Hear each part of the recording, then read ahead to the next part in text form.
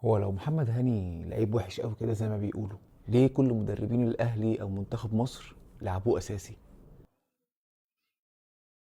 مبدئيا محمد هاني مش بتاع لقطه. انت مثلا عمرك شفته على السوشيال ميديا بيضايق حد، بيرد وحش على حد، او بيتكلم على زميل ليه او على مدرب مشي او على مدرب جاي؟ مستحيل. طب عمرك سمعت ان في ازمه بينه وبين الاداره في التجديدات او كذا او كذا او كذا؟ حتى لو بيحصل، هو عمره ما هيستغل الجمهور. السنين اللي فاتت انا كنت بشوف ان محمد هاني مظلوم جدا جدا جدا في فكره انه بيتقارن بعلي معلول. يا جماعه علي معلول، ما احبش في العالم كله قده. طب يا جماعه، ما الاهلي منظومه الاهلي كانت بتلعب او بتعتمد هجوميا على الجبهه الشمال اللي هي بتاعت علي معلول، فبالتالي لازم يكون في توازن من الناحيه التانيه. يعني الملعب بيتقلب كده، لما علي معلول بيزيد محمد هاني بيرجع بيغطي كباك او كمساك، فبالتالي محمد هاني كان عنده ادوار دفاعيه اكتر، كان عنده غلطات. طبعا عمري ما هنسى لقطه جون زهير المترجي الثاني في نهائي 2022. التغطيه العكسيه لمحمد هاني دايما فيها ازمه، بس برضو محمد هاني انا بلاقيه دايما في المواقف الكبيره.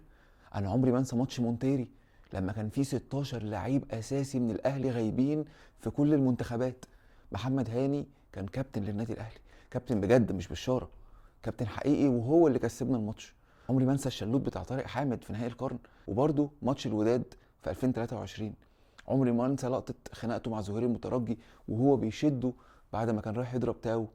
وكان في لقطه اخيره انا اظن ان مش ناس كتير واخده بالها منها، كان في خناقه بينه وبين اوناجم تقريبا او زهير المترجي برضو، والحكم بيزعق له ولعيبه الوداد ضده، قام جه عمرو السوليه وعبد المنعم زعقوا له، قام بص للدنيا كلها كده وتحس ان هو كان مضغوط قوي. في اللحظه دي ابتسم ابتسامه، انا هنا عرفت قد ايه محمد هاني ده قوي. عارف اول حاجه حصلت اول ما الماتش انتهى كانت ايه؟ هاني انفجر في العياط، بس هو كان قد المسؤوليه. وقت الماتش وقف جدع راجل سندال كابتن للنادي الاهلي.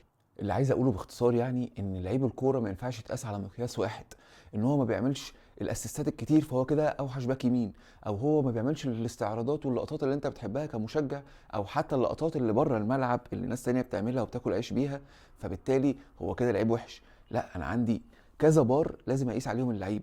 الكوره مش هايلايتس، الكوره مش لقطات سريعه. وعايز اسالك سؤال في الاخر، هل لعيب الكوره اللي يديك ماتشين 10 من 10 وباقي الماتشات اداؤه متذبذب احسن، ولا لعيب يديك 7 من 10 طول الموسم؟